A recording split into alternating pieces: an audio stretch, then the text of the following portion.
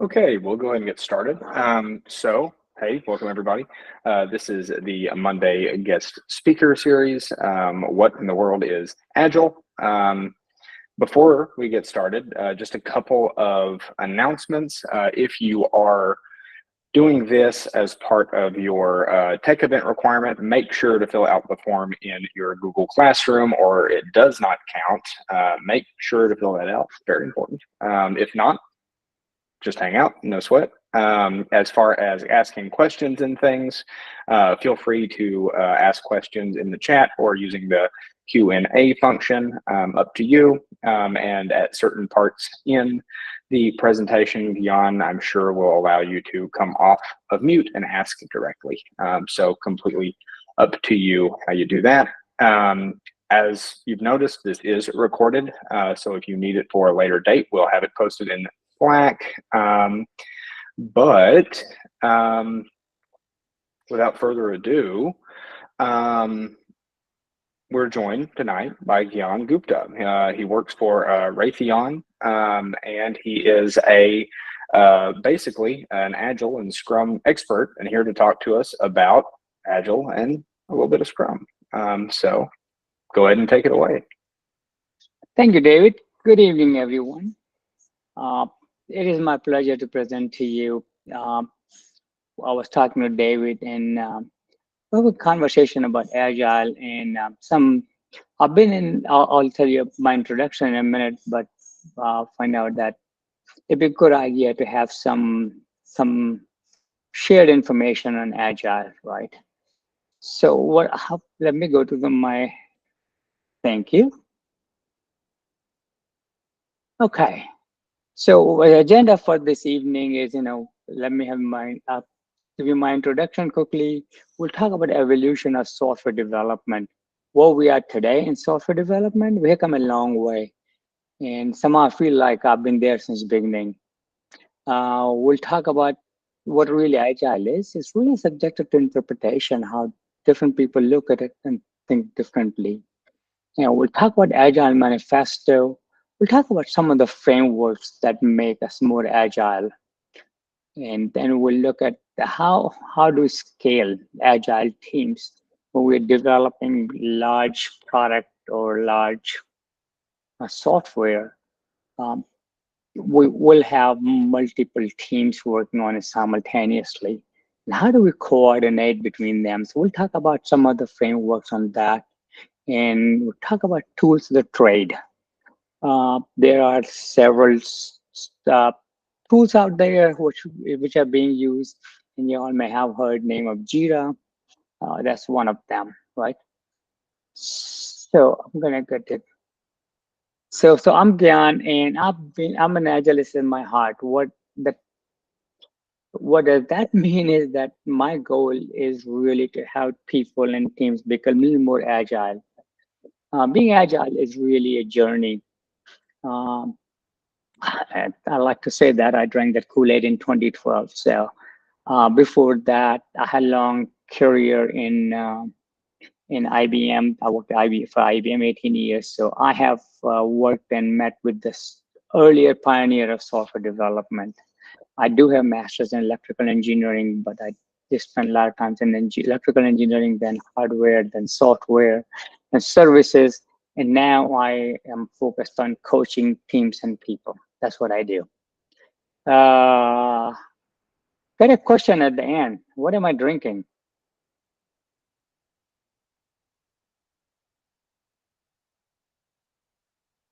Bourbon, orange bitter, simple syrup, and orange peel. What am I drinking? Michelle, not really. Close, but Old fashioned. yeah. Blake, you got it. Thank you, sir. So that is my favorite drink. Now, what I would like us to do is, if you are new or now not heard about Agile in context of the software development, give me a thumbs up. And the reason I'm asking, I want to know if there are a lot of people who don't know, then I know how to proceed. All right. A lot of thumbs up. Okay.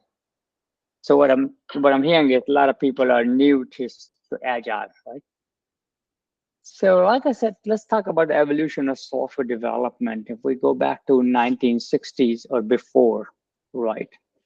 Most of the software was for backend system, develop system codes, Uh, Notably, IBM had the systems, mainframe computers. And we did, I mean, this is the pre-PC time. So we had big mainframe computers. I mean, they used to take the huge rooms and they would be connected through the terminals, right? Uh, and a lot of code were written in like machine language, very rudimentary language. Um, and I've written some code in machine language myself in back those days.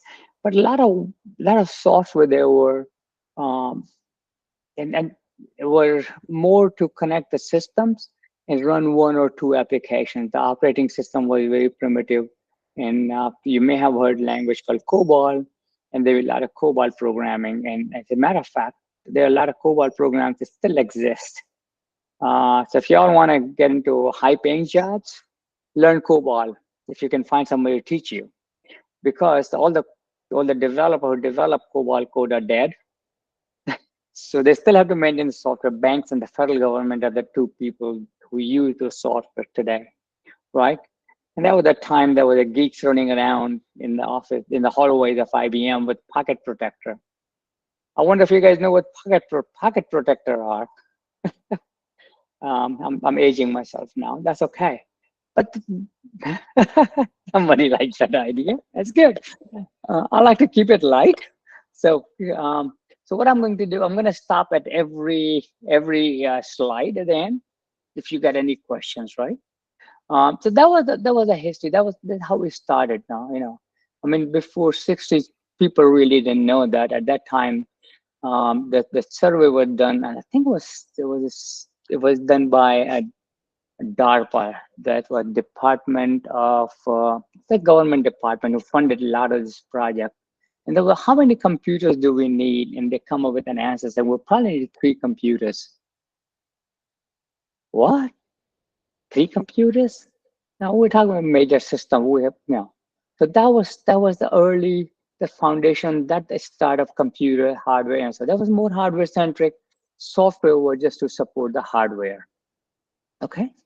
Then came '80s. Now we started to, so when I went to school early '80s, I went to Purdue and I took some computer engineering classes. We were looking at how can we, now we're getting into the PC business, right? So we're taking microprocessors, convert that into computers, and how do we increase the performances? How can we, how do we design the operating system? So I had a class in operating system and also in, hang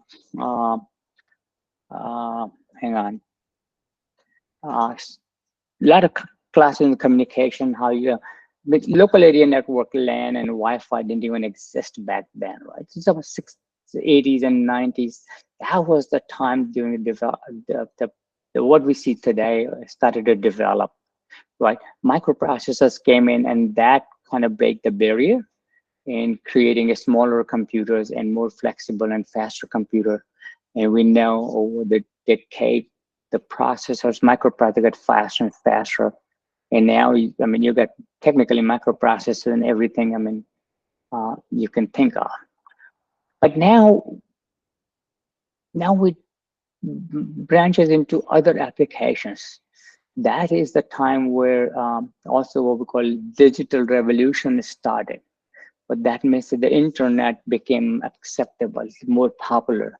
TCP/IP protocol became more prevalent. So a lot of things started changing in '80s when it comes to the computer.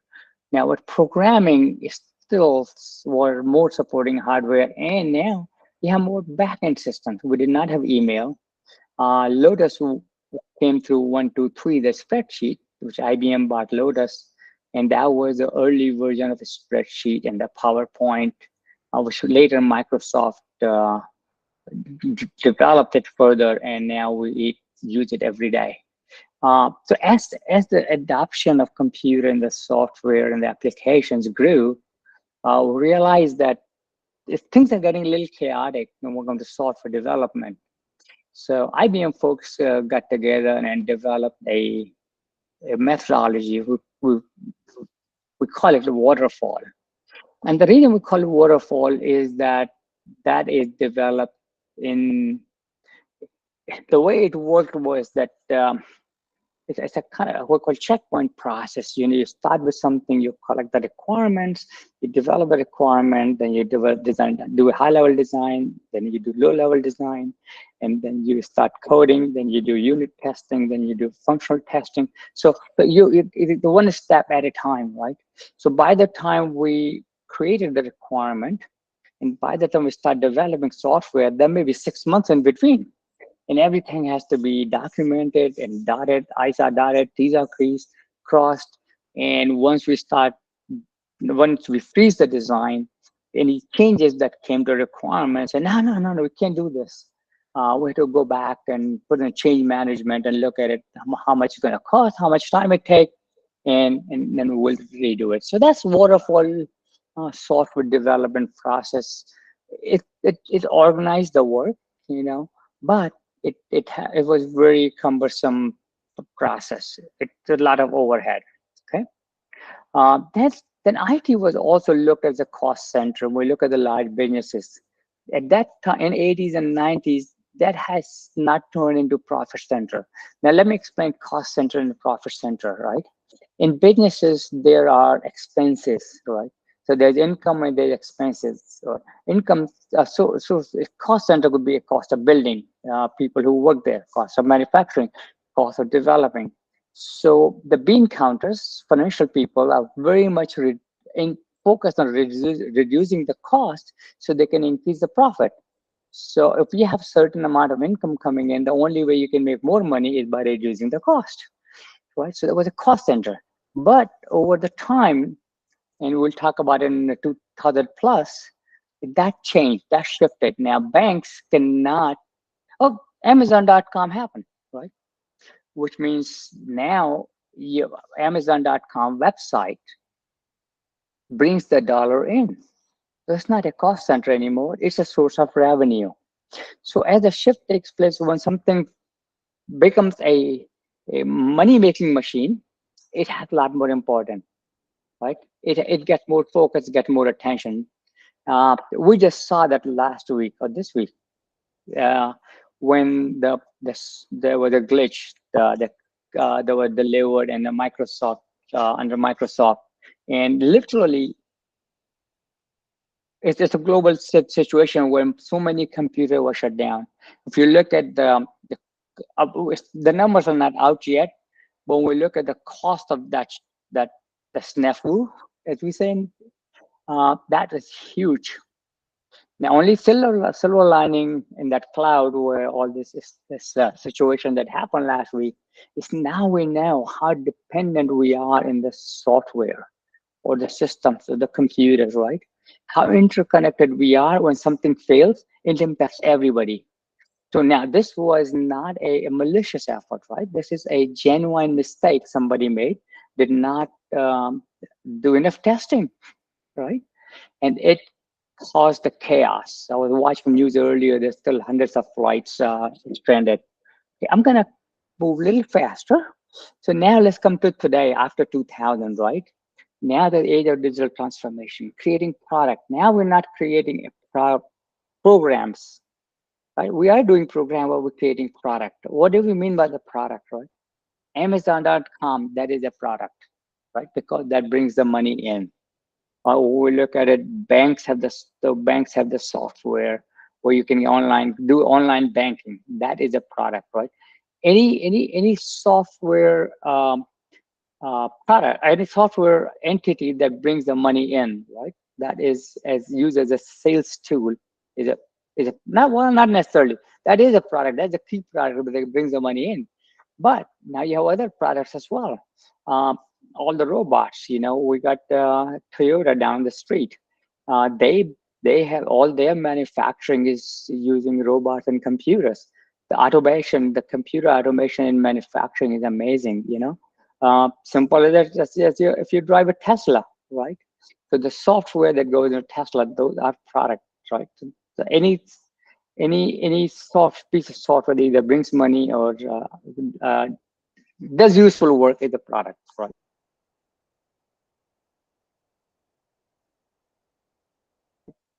So now we will not make money.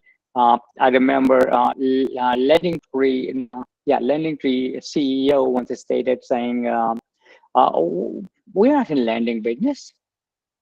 Yeah, we're in business of software, selling the product services." And this happened, so we're doing mortgages. We could be doing something else, but what we do still stays the same, right? So now we have, so that's what it is. So software, so what it drove now, a lot of web-based channels, and now we also have extensive, when I say web-based, could be on phone, could be on computer, could be on tablet, anything. So there are multiple ways of using those software, right? So since we are becoming a marketing channel, right, it requires really quick updates. We do not have luxury of, which used to be in 80s, it will take maybe a year and a half to develop a software.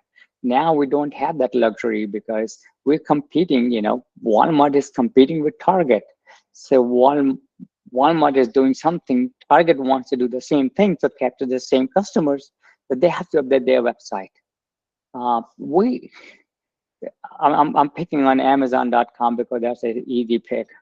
That site gets updated multiple times in a day, in an hour, but we don't even know how often they get updated, and that gets really updated because their software development is agile software development. We'll talk more about it, right? So now we have advanced tools. I mean, some of the development tools you guys use, I did not learn that, right? So as a matter of fact, it was harder for me to do software development in 80s and 90s because if I had to draw a box, I have to look at the ASCII code for each item and build myself a box. Now, the today's tools, you can just give me a box of this size and you got it, right? You code, so you have already generated code. We have to write the code in back those days, right? So a lot of those things happen. So a lot of progress has been made. Gonna give you one more quotation. In 80s, Bill Gates has started. He said that we're going to have so many computers in our homes, we will not even know it how many we have, and this is so true. Everything we have, every equipment we have has a computer in it, one form or the other, right? He said there's going to be like electric motors. Electric motors were developed in the late 1800s. And we don't even consider how many electric motors we have in the house. The dishwasher has it, dryer has it, washer has it, so many places. Same thing with the computer now, right? So that's the progress. So we're looking at going from early days to start doing software development. Now we're at the stage we are taking it next leap. But now what we're going to, when I will update this one to 2020 plus or 25 plus, I would have a section on that and AI, right? AI just getting started now. Interestingly enough, in 1980s when we were school, we were talking about AI at that time. But the thing is, we had the concept of artificial intelligence, but we didn't have the tools. Now we have the tools, right? So AI makes a lot more sense. I can only imagine by 2050 what we're going to have. I mean, I've seen last 40 years in software development. I am so optimistic for next 40 years. I'm going to take a pause. If you got any questions on that, this is a slide.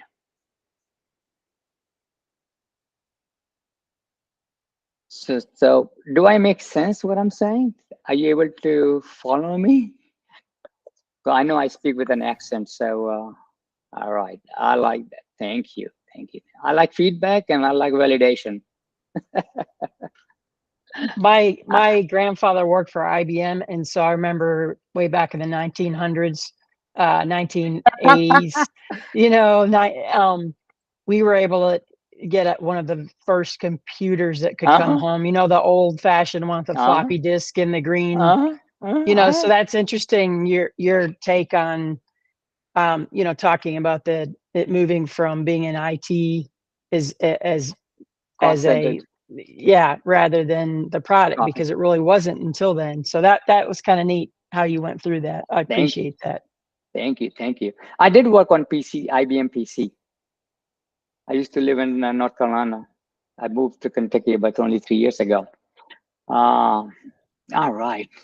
He was in Wisconsin, Milwaukee, Wisconsin is where he did his IBM. Oh, So I know yeah. IBM was big here too in Lexington, Oh, they but were all over. Were all yeah, over, yeah, right? yeah, yeah, yeah. So here's something we'll put something in perspective for you guys. Right? So very first PC I bought was IBM PC 80. On employee price, I paid $3,000. And that time I used to make $32,000 a year. I spent tenth of my salary, buying a PC. I needed that, right? So it has if I remember, it's 128 meg of RAM, with 230 meg hard drives. Okay, and it was bulky, big, bulky, and heavy. I wish I had kept it. My wife wouldn't let me keep junk in my house. So speaking of that, and now you can buy a tablet for $150 and work. So let's talk about it. What heck agile is, right? It's really subjected to interpretation, right? Let me look. I'm gonna read this thing to you. What it is, right? The businesses, like I was talking about earlier, right, have to react to the marketplace, right? Walmart throws out something, Target has to follow. Target throws out something, the somebody else has to follow. And so I'm gonna make a statement here which I learned, and I did not like it when I was told in IBM. So we're not in IBM. Okay, one of my VP told us in all hands meeting, we're not in business to make computers. We're in business to make profit for our shareholders. So what? I just want IBM to make computers. I don't want Tencent to want to make money, but every business is in business to make money for the shareholders. And like I was talking about earlier, lending free, they make their money by selling the mortgages, right? So that's what that is. Businesses have a need to react to changing marketplace quickly, right? Which we did not have in 60s, 80s. They need to be nimble and change direction and with least waste. So we'll talk about least waste, and there's some lean agile principles on which reducing the waste, right? Um, so in old days, we develop the software requirement change. Now we have to purge the whole software. We go back and restart the software creation, and we spend way too much time and create too much waste, right? How do we be nimble, change the direction, and not create too much waste? And we'll talk about that a little more in depth, right? Uh, so now, so one of the things that happened back those days, we did not tell developers. We had project managers, and project managers would say, okay, I want you to create the code, do this, this, and this, okay? And you then let me know. They really did not tell us, so why are we doing it? What is the goal?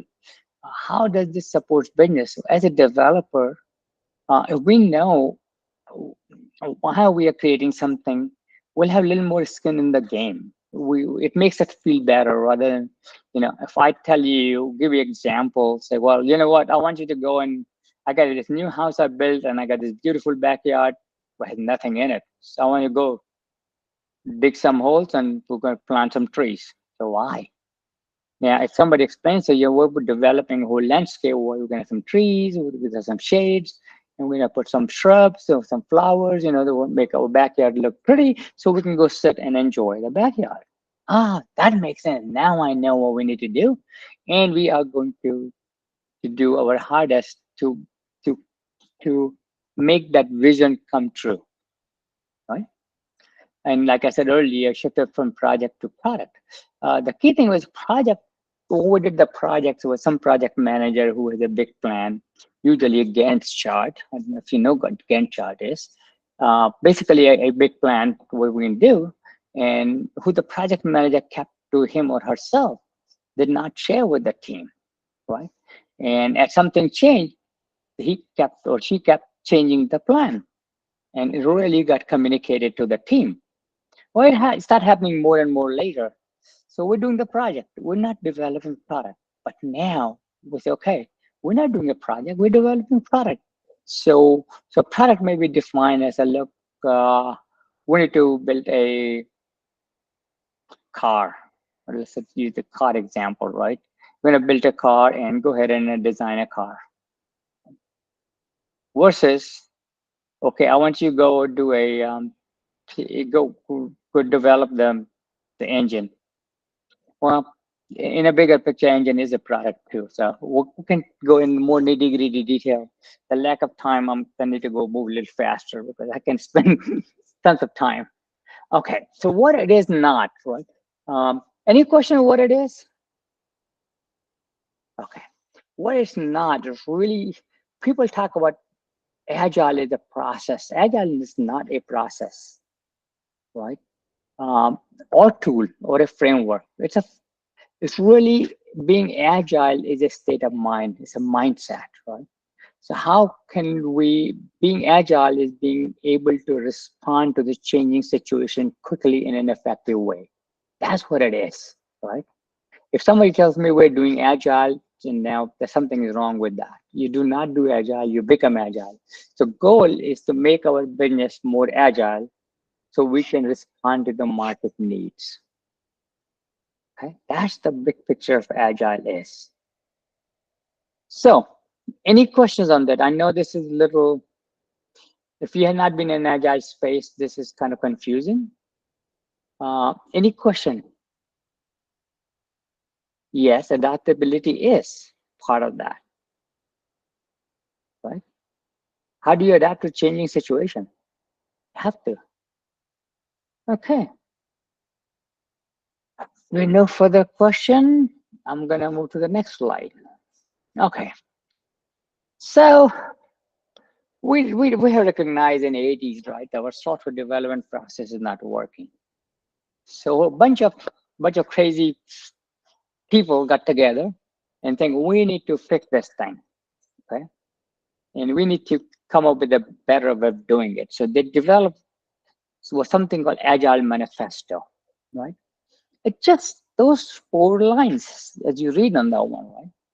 But it changes the whole focus. How do we do software development, right? So before that, what we used to, let me align one, individuals and interactions over process and tools, right? Before we used to have the waterfall process and we have tools that we have to rely on. So we are more focused on developing the process and following a process and using certain tools. But I said, you know what? Not really. We really need to focus on individual and the interaction. We need to sit together, talk to each other, and work together to develop whatever we're doing, right? Working product over comprehensive documentation. What used to happen is we will write a 200-page requirements document, right? And by the time the document came out, after 6 reviews, requirements changed. And nobody ever read the requirements document. I know I've never read one. I used to have this technical writer who would write the document and we're in a review meeting and somebody said that here's your $20. And I said, what? What are you giving me $20? Somewhere after page 80, he had written down that if you're reading this line, you owe me $20. No, I owe you $20. He asked for $20. I owe you $20, right? So point he was making is that I work this document, nobody even reads it, right? So we did a lot of documentation. So we would focus on working product, would develop the product, right? Which is a software product in our case, right? Then the documentation, because nobody reads it. The minute you write down is obsolete. So Now we also do, so in old days, we used to do a lot of contract negotiation, okay, which is part of the waterfall process. That's it. No, you know what? We don't want to write a contract with the customer. Customer does not want to write a contract with us. That's what they want in the software. Why don't we work along with the customer saying, hey, what do you need? What do you want? What can I do? Hey, here's what I've done. Here's what I've developed. Take a look at it. If that's what you want, and if you don't want, we'll change it. So we work with the customer. Customer is somebody who's going to end user who's going to use our product, whatever we're developing, right? So work with them, sit down next to each other, and see what we need to do, and respond in the change and following plan. Remember, on the waterfall side, we had this project plan, and we stick to the plan. We're not going to change the plan. We're going to go change the plan. It's going to go through change review process. We have to figure out how much it's going to cost more, how much time it will take, and it will never finish. So why don't we work in a way that we respond to a change comes in, let's welcome the change, right? Let's accept the change and deliver what we want, what customer needs, right? So with that, these people did a clever job writing the bottom line. That is, while there is a value in the items on the right, we value the items on the left more. Yeah, we got to have a plan, but we'd rather work with the changing requirements, working with the changes, right? There are times that we need to have a contract. Okay, so that's the Agile manifesto. That's what drives all of us being an Agilist, right? If you could do these four things in your work environment, you are an Agile. You're Agile, or you're an Agilist, right? Now on the right side, they break it down with the 12 principles. It's really little more detail. How do we deliver in agile development, right? Look at the number 7, right? Working software is the primary measure of progress, right? Not the documentation, not anything else, right? So these two slides, like I said in my original slide, this work is all have cut and paste from internet, because there's no reason to recreate something that already exists. Reuse, recycle, and reuse. Be efficient about it. So I would encourage you to take some time, do a little Google search on agile principles, and take a look at that. They're really valuable principles that if we adapt to these principles, not 100%, as much as we can, we understand and adapt it, that's going to help us a great deal in our journey being a software developer. Okay, any questions?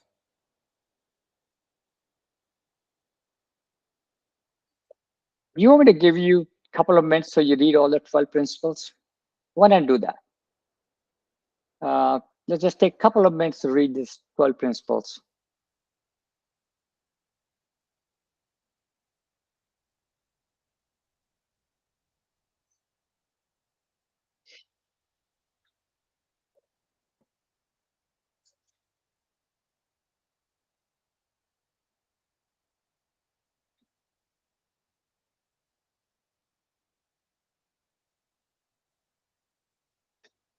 Look at number 11.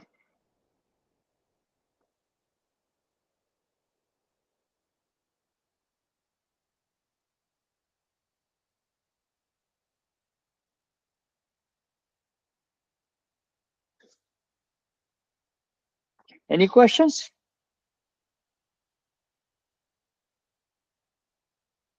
Does it make sense? All right, I like thumbs ups. Thank you, Crystal.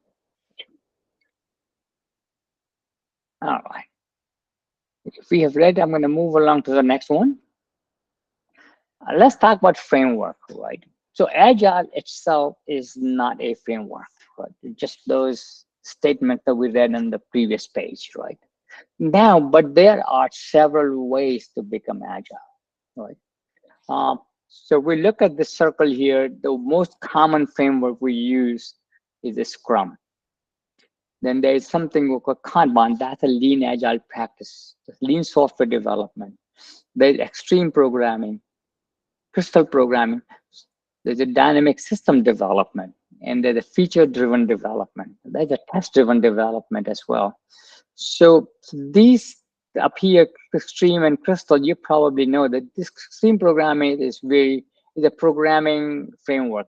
It's not a, it's a program. Oh, hang on, what happened here? It's a programming framework is how you develop the software, right?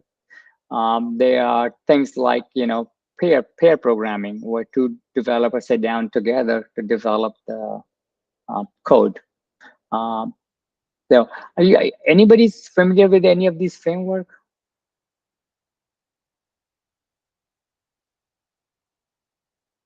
Okay. So most of the time when you hear in the industry, in the world, they think, oh, we're doing Agile, we're working with Agile. They are doing, what they're doing is the software frame. They're using the software framework, okay?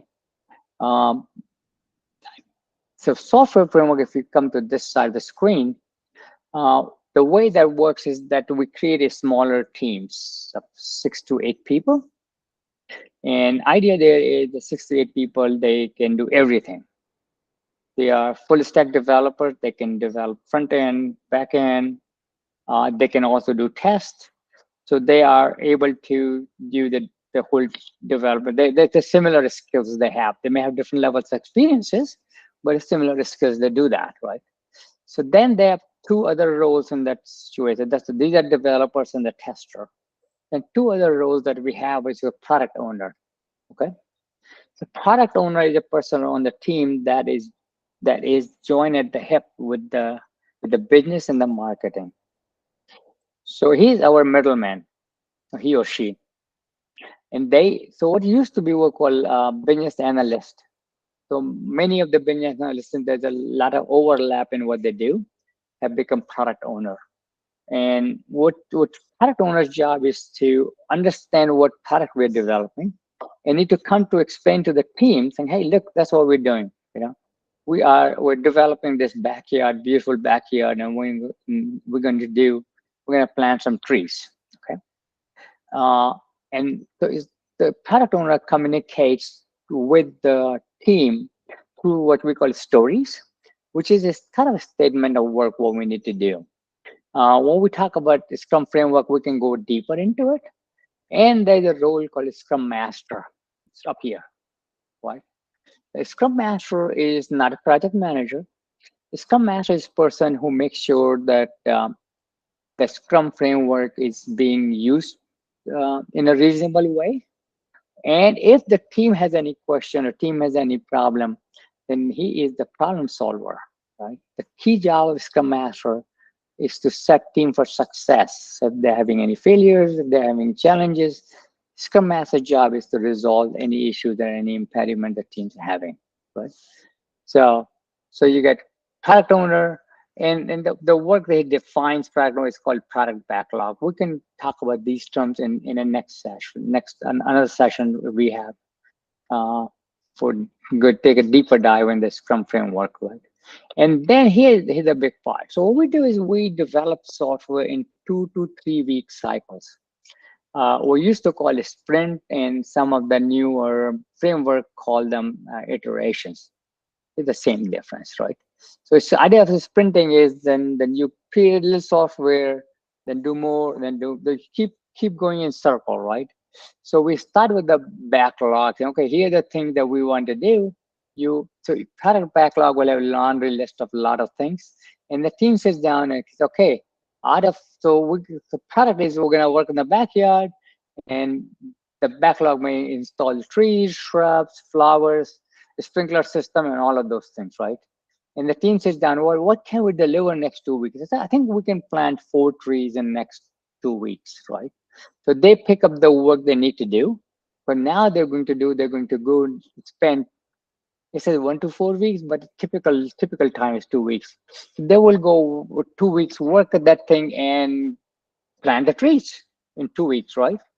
It turns out to be one of the tree was damaged, right? It just did not work. 2 trees they had to plant 4 trees, 3 were good, 1 was bad. So what do you think, team? No, let me take a better example. So as they were digging the hole for 4 trees, the shovel broke, right? So now they cannot plant the tree. They're stuck. So what do you think they're going to do? Who they're going to call? Who's the Ghostbuster? Come on, somebody give me a name. Now remember, you got product owner, you got the team developer, the tester, and the Scrum Master. Scrum Master. The Scrum Master, right? Scrum Master's job is to remove your impediments, right? Hey, Scrum Master, I can't dig the hole anymore. Okay, let me go find another shovel for you, right? So that's how thing will go. So now once trees are planted, now product owner have prioritized the work for us, saying, okay, first we're going to plant the trees, then we're going to plant the flowers, then we're going to plant the shrub. Oh no, plant the shrub, then flowers, and then grass. And before we plant the grass, we also lay down the sprinkler systems, right? So we're gonna start a small sprint in 2 weeks. So we do one thing, then we're done with that. Then do next thing, then do next thing. And once we finish so after 2 weeks, so we finish installing all the trees, we say, hey, product owner, come over, have a look at it. Does the tree look okay? Did we plant it right? So meet your expectation, and that's what they call acceptance criteria. So that's why we do a demo. We do demo to a product owner. So this is sprint review and all of these things, right? So we give it to product owner saying, okay, hey, we got your work done. And product, yep, that looks good. Or product owner may come back saying, you know what, really, this particular tree is too close to the fence and we didn't work out. Okay, we'll go fix it next time, right? Or while in the sprint, as you're planting the tree, the homeowner said, you know, I do not want this kind of tree. I want a different kind of tree. So that one corner tree, I want a apple tree there instead of flowering tree, right? Okay, come on, let's give us a flower tree. We'll apple tree, we'll plant the apple tree, right? So within the 2 weeks, you could make that change, right? So that's what being agile. It's a requirement change, you fix the change, you address the change, you accept the change, you make the change, right? And then you go, oh, sorry guys, and you go back and do that, right? Or you keep doing that until everything is done. So idea is one thing we talk about. Every story has some deliverables. When you've done the 2 weeks worth of work, you deliver part of the product, right? So in our case, where we're building the backyard, after 2 weeks, we installed the tree, right? So now one of the meetings that happens is called the sprint retrospective. So everybody to get together and saying, hey, let's talk about what did work for us, what did not work for us, and do we need to do something differently? Start brainstorming on that, and that comes back. Say, you know what? That the shovel was breaking work. Really, we did a lot of digging, and the shovel did not work. Could we get a machine to dig the hole? Could we get that that little machine drill the hole? That would be easier for us to put the shrub, right? Opportunity for improvement. And that's what we talk about, continuous learning and continuous improvement, right? We improve our process. The next time when we dig the hole, we're going to use the machine, assuming that we can get the machine, right? Or we figure out, it was really hot and we were thirsty and we're getting exhausted. Could we have some, ice water or iced tea or something available to us? So we learned from each iteration or each sprint what had not worked, so we can fix it next time, right? So for next 2 weeks, we start working on it to start putting shrubs now. We have water, we have the drill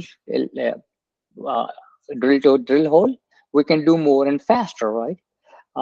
So it's you continuously get better at what you do, and after 2, 3, 4, 5 sprint, whatever leg that is, you have the whole backyard installed. So at that time, you also do a demo to your customer. You call the homeowner, hey, homeowner, come on over. Look at that. We put the trees, we put the flowers, we put whatever you ask for it, right? But customers still have an opportunity to come back and saying, I want something differently. During the sprints, the customer communicated those changes through the product owner. The product owner went to talk to the customer saying, hey, that's how we're working, that's what we're going to do. And sometimes, they don't even tell you the whole thing. So, okay, let's do this thing in the next 2 weeks or next 4 weeks, and then we'll tell you where we go, because we have not decided what kind of flower we want to install or what kind of grass we want to install, because that's the last thing we're going to do. And we don't want to make that decision until later. Don't have to make it now, because we may decide to go with sod option, or we may sprinkle the seeds, right? So don't, every decision doesn't have to be made right now. We can make it just in time, and that saves time, and that saves that's more effective and efficient. So that's the Scrum framework in a nutshell. But I know, so when you guys start developing software, you are going to most likely work in an environment where they do Scrum. So at least now you know the rules. And David, if you want me to go take a deeper dive in Scrum framework, we can do that as well. All right. Sure. I mean, it's really up to you. Probably for a different talk. We do have to end out at 7 tonight. No. So I'm game to listen to the whole thing. But right, whenever Steve wants to go back and learn more, you guys decide. I'm available to do that, right? Okay.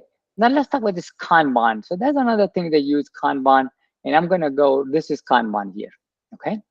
And what really is something like it's like ticketing system, right? It's like it was developed by Toyota in their manufacturing process. That's part of Lean Agile or Lean. Yep, you're right, Crystal. So Kanban it's not new. The idea there is that you make a laundry list of things that you need to do, and the team picks up a team that the laundry list is prioritized, what we need to do first, and the team grabs, do the work, start doing it. So everything sits on a to do, then you start doing it, then you're done, and then you review it and push it out, right? So what that does, that's not a 2-week cycle or 4-week cycle. It just get it done. And we do a lot of that in production support. As the production tickets come in, we do a Kanban. So as the production ticket come in, somebody picks up the ticket and work on it and get it done, right? That improves efficiency of delivery of whatever we're delivering, right? There's more detail behind that, but most common framework is a Scrum, and we can talk about that more. I was gonna play this video, but sound is not working, so we're not gonna do that. Any questions on these frameworks? Thank you, Beth. Have I bored you to death yet? Anybody falling asleep? Okay, I need to move faster. So there are multiple frameworks in place, right? We talked about Agile. There's a Scale Agile framework right now is the hottest one. Spotify developed their own model. We call it Spotify model, but really is adoption of the same framework. So there are a bunch of different framework that's used. The SAFe is where Scale Agile framework, where you're a team of teams developing software, developing product, right? So is the ability to drive Agile at the team level while applying the same sustainable principle, practice, and outcome at another layer of the organization, right? So this is a big picture of SAFe. I don't think so you guys want to get into SAFe because we're a team, we stay at this level. These other levels are rather complex. So there's another framework called Discipline Agile. I have not worked a lot in here, but so I'm saying there are several framework ways to get the work done, whatever works for you. Now let's talk about tools. Okay. The most common tool used is Jira. Jira, there's a company called Atlassian, is their product. If you look at the development, there's a whole tons of uh, tools available, right? So these are the tools, what they call ticket management. This is where really you build a story, you write a story, and you move the story um, through the. There's, there's something we call a big visual VBIR, information radiator, where people, when they're working, they use the little sticky and they put it on the wall, and that's what you used to call stand up. But now electronically, so everything that comes in a ticket.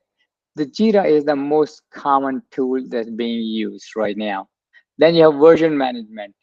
As you develop the software, every story pushed it into the into into the this version control. So we want to make sure that what goes into production is the right level of software, and that's what did not happen last week. Somebody goofed up. But so there are multiple tools to do that. Then we talk about CI/CD, continuous integration and continuous development. That's like what we call DevOps discipline, development and operation together. DevOps. We heard about DevOps. So there are a bunch of tools, the Bamboo and these are the common tools we use. I don't get into these things, to be honest with you. Then you get test automation tool. The Selenium is the most common tool. I mean, you can keep testing your software yourself, or you can develop the testing script and let the software test it. Idea there is because same software get modified, it get tested multiple times. You create version 1, version 1.1, 1.2, 1.2, 1.3, right? So when you create a version 1, you created a set of test cases that you can automatically run it using this tool. Now, when you go from 1 to 1.1, you still have to do the regression test for the stuff that you created before. Now, 1.1 have some modifications, some changes. So you can update your test suite to add the modification to it, but then you can run the test suite and everything get tested, right? So your results are consistent. And if you find something, the new code put a bug in the old code, it comes out because you're running the same test script over and over and over and over. Well, base is same, but you modify test script based on the modification to the software you have made, right? So that's that tool. And then the deployment tool, they are the one they push the code into the production, right? You never push untested code, unvalidated code into production. And that's what happened the other day. They didn't test the software correctly, right? So it had bug in it, literally, caused all the chaos, right? So these are software development tools. So the set of framework and set of tools all together help us become more agile. That means is we can create, develop, and deliver software frequently, faster, better, and cheaper too, because we're reducing the waste. If anything, if we develop software for 6 months and something changed, then you have to go back and develop another 6 months of effort, right? Now, the most you're going to lose is a 2 weeks worth of effort, right? We start developing software, we're going to do this development for next 2 weeks, something is changed, yep, purge it, start again, right? So we have not wasted a whole lot. We're not wasting our time and energy in writing a lot of documentation. We do write the minimum documentation. So we develop software. We know a support team is going to support the software. So we need to communicate with the support team what the software does and how you identify the problems with the software, how do you configure software. So you write that minimum necessary minimum necessary documentation in the magic words. So we do minimum necessary documentation. Requirements document, no. But indirectly, the requirements are documented through the stories. We can go look at it. What were they asked to do for the product owner? That is really our requirement, right? So we do a lot of things, same thing, software development, but we do it differently. We do it a little more efficient way. I am almost end of the time, so I'm going to pause now and ask for any questions. Did it help? Crystal Did have one really quick question. Yes. Want to make sure we don't miss it. So are all these systems in place for different companies? Is this sort of a standard thing across many companies or not really? So every company chooses to use their own framework and own way of working and developing software. So as a fresh developers, we go work for Toyota. They may have already decided how they're doing development today, so we just plug it in. I have worked in an environment where they used to do project management. They killed the whole project, they fired everybody. They started Scrum from scratch, right? So those decisions that get made at a CIO level, and reason behind that is that takes a lot of time and money. So somebody has to fund that effort, right? So they'll figure out what they need to do. But most of the time, we just have to plug in into what's going on. So I'm absolutely sure most of us will, as we get in the workforce, we will be using some sort of agile framework, agile method, agile, agile, one framework that makes you agile. So remember, we're going to become agile. We're not going to do agile, right? You don't do agile, you become agile. That's the mantra. So if you go on a job interview, just tell them that, oh, well, I like to become agile. I don't do agile. And the person will say, what? So you have to explain that. Well, if the person asking the question is an agilist, he will hire you on the spot. You get it. We don't do agile. We don't do agile. We become agile. Right? So that's a. So if you ever put your resume together, you make sure just what I call sprinkle some of the agile fairy dust. To work in some agile environment, work with the teams, work with the people, and make sure you do highlight that on your resume because it sells right now. Okay. But that's the end of my song and dance. Thank you so much for listening to me. I hope it was valuable for you. Right before we close out, Edwin does have one final question for us before we leave out. Ed, I can't hear you. I'm afraid you're muted, Ed. Okay, I should be okay. You should hear me now. All right. Yeah, sure can. On an interview, would it be about the same to say that you follow the agile principles? So if you go for an interview for software developer, you do want to ask, so what is your software development?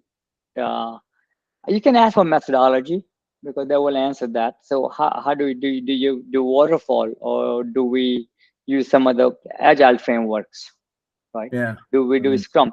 So most of the time, the interviewer, the software development manager who's talking to you will explain to you how they do develop software in their shop. Yeah. Well, I've done a bunch of software development myself, and I always just kind of, once I started studying this agile, I recognized that was the way that I had done it most of the time that I've done it. Just maybe it wasn't called that.